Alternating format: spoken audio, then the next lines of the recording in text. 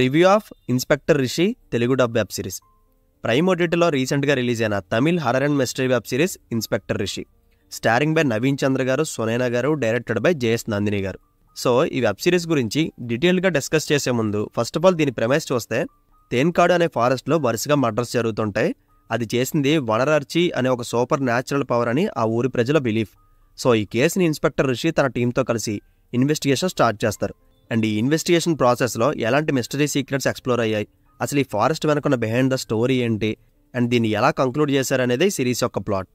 అయితే టోటల్ 10 ఎపిసోడ్స్తో approximately 7.5 hours run టైంతో రిలీజ్ అయిన ఈ సిరీస్ చూశాక నా ఎక్స్పీరియన్స్ చెప్పాలంటే నాకు అస్సలు నచ్చలేదు. 1 కాదు 2 కాదు 7.5 గంటలో నా టైం మొత్తం తినేశారు. ఈ లోపు నేను 3 సినిమాలు ఫినిష్ చేసేద్దాను. చాలా slow narration, uninteresting proceedings, unnecessary family drama. ప్రతి ఒక్క క్యారెక్టర్కి ఏదో ఒక ఫ్యామిలీ ప్రాబ్లం కానీ, ఇంటర్నల్ కాన్ఫ్లిక్ట్ కానీ పెట్టడం, అండర్లైన్గా వీళ్ళు చెప్పాలనుకున్న స్టోరీ రన్ చేయడం. ఈ నెరేషన్ కథని కంప్లీట్గా డైవర్ట్ చేసుకుంటూ వెళ్ళిపోతుంది. నిజానికి వాళ్ళు చెప్పాలనుకున్న కథ సింపుల్గా బాగానే ఉంటుంది, కానీ అవసరం లేని ఎమోషన్కి మనల్ని కనెక్ట్ చేయాలని వాళ్ళు చేసిన ప్రయత్నంలో నేను బలైపోయా. అండ్ నవీన్ చంద్ర గారికి ఒక స్టోరీ, సునైనా గారికి ఒక స్టోరీ, ఆ పక్కనున్న ఒక 3 క్యారెక్టర్స్ కూడా ఇంటర్నల్ స్టోరీస్ పెట్టేసి ఎంత సాగదీయాలో అంతా సాగదీసి చాలా బోర్ కొట్టించారు. దానికి తోడు స్క్రీన్ ప్లే నత్తలా బాగుతుంది. అయితే టోటల్ 10 ఎపిసోడ్స్లో ఫస్ట్ 7 ఎపిసోడ్స్ ఒకటే ప్యాటర్న్లో ఉంటాయి. అది ఎలా అంటే, అడవిలో హత్యలు జరుగుతుంటాయి, అది ఎలా జరిగిందో చూపిస్తుంటారు. పోలీసులు ఏదో ఆడుతూ పాడుతూ ఇన్వెస్టిగేషన్ చేస్తుంటారు. మధ్యలో ఎవరిది వాళ్ళ స్టోరీ రన్ అవుతుంది, అంతే.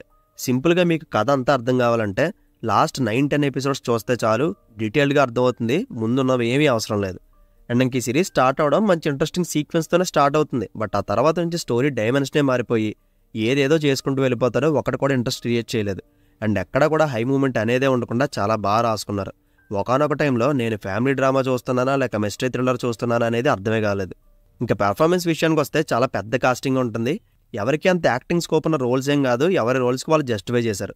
ఇంకా టెక్నికల్ సైడ్ కాస్త బ్యాక్గ్రౌండ్ స్కోర్ అండ్ సినిమాటోగ్రఫీ నచ్చింది నాకు. Otherwise very very bad writing and bad narration. నా సజెషన్ ఏంటంటే, వాళ్ళు ఇంత కష్టపడి ఇంత ఖర్చు పెట్టి షూటింగ్ చేసే కన్నా కూడా ముందుగానే రైటింగ్లో ఫ్లాస్ చెక్ చేసుకొని జస్ట్ 5 ఎపిసోడ్స్లో అయిపోయే సింపుల్ స్టోరీని 10 ఎపిసోడ్స్ లాగడం బ్లండర్ మిస్టేక్. మరి వాళ్ళు ఎడిట్లో చూస్తున్నప్పుడు ఏం ఆలోచించారో నాకు తెలీదు. మేబీ వాళ్ళ పర్స్పెక్టివ్ నుంచి ఈ సిరీస్ చూసుంటే నచ్చుండేదేమో. ఓవరాల్గా క్లైమాక్స్లు ఇచ్చే ఒక ట్విస్ట్ అయితే బాగుంటుంది, అదర్వైజ్ ఇంకేమీ నచ్చలేదు నాకు. ఎనీవేస్ చూడమని నేనైతే సజెస్ట్ చేయను. ఇన్ కేస్ చూడాలి అంటే 1.2xలో పెట్టి చూసేయండి. ఇంకా ఖాళీగా ఉంటే 7.5 గంటలు ఓపిక్గా కూర్చొని చూసేయండి. అలా చూసిన వాళ్ళకి నా జోహార్లు. అండ్ ఇంటిమెసీ సీన్స్ 1-2 ఉంటాయి. ఫైనల్గా ఈ సిరీస్కి నేను ఇస్తున్న rating 2.25 out of 5. So see you in the next video. Take care friends. Thank you.